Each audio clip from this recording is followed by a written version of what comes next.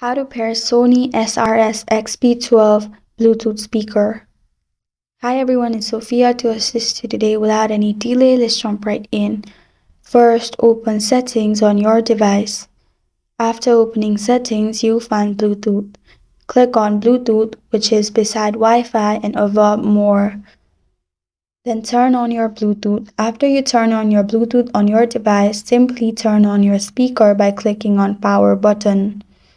After you turn on speaker, you'll find Sony SRS in Bluetooth. Simply click on it and it's connected.